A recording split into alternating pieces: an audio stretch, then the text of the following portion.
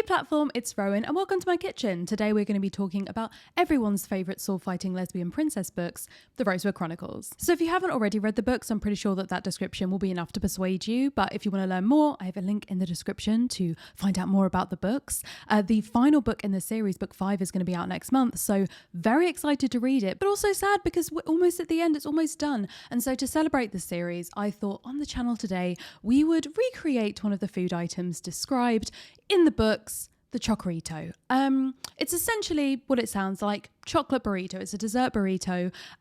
This is a description in the books. It's a funfetti pancake wrapped around a caramel chocolate bar with a marshmallow fluff and poppy candy filling, lightly fried in butter to bring out its gooey goodness. So Lottie does say that she prefers it with strawberries, so I also got strawberries. And there's just something in me that thinks that maybe we need ice cream in this. Full disclosure, it is 10 a.m. This is going to be my breakfast. So we're just going to go for it. So the first thing that needs to be said is that funfetti pancake mix is extremely hard to find. And so I was like, maybe I'll just make a pancake mix and put like sprinkles into it, whatever. But then I found this like rainbow cake mix. And I remember online, there's like a hack that you can do to turn like box cake mix into pancakes.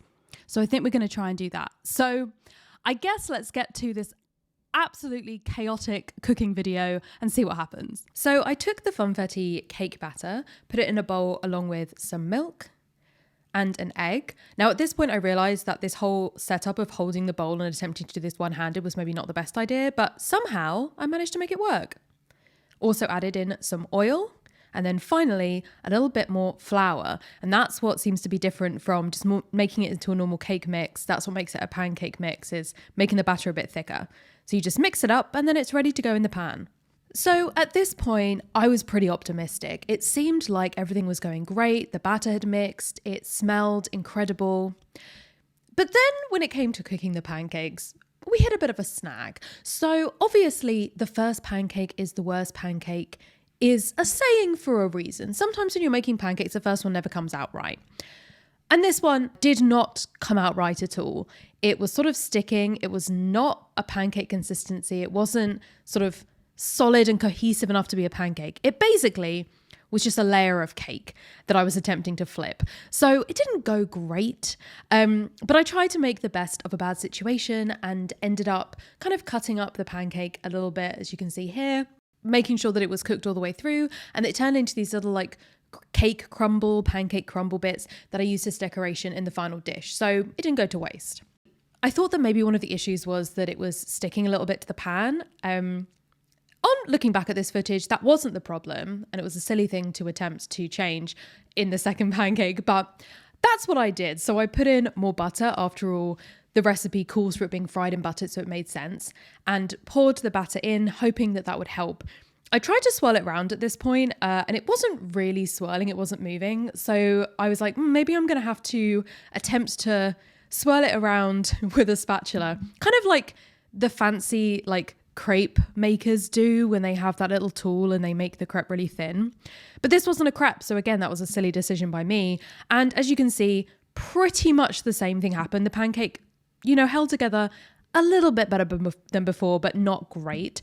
So I'm going to slightly tell on myself here. If you watch the plate in the foreground of this shot, that pancake will just keep disappearing. It's because I was eating the second pancake, because it did taste really good. It just wasn't a pancake that you could burrito. So I decided to change tact and to instead go the smaller pancake.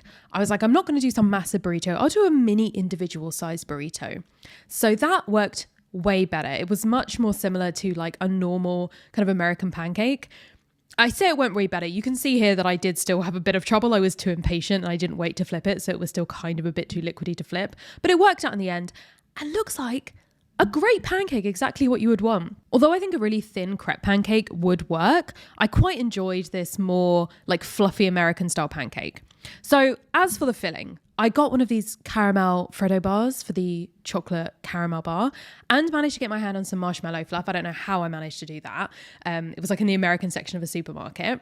And then, as Lottie suggested, I added some strawberries, which you'll see in a second was a great decision. And I wrapped it up and this is the final result. I am actually pretty pleased with how this looks. I added some cream, strawberries and those pancake sprinkles as a bit of extra. So that went both better and worse than I thought it would.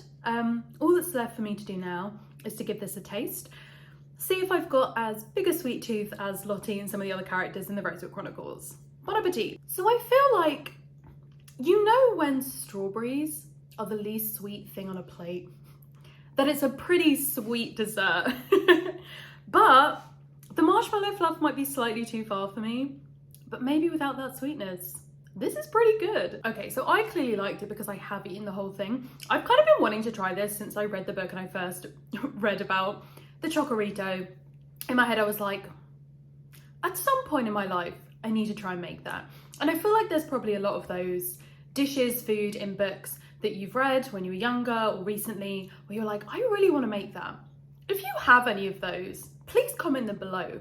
Because one, I want to hear about them, and two, I might just be back to make them on this channel. I hope you enjoyed this little bit something different on this channel, and don't forget to subscribe for more bookish videos in the future.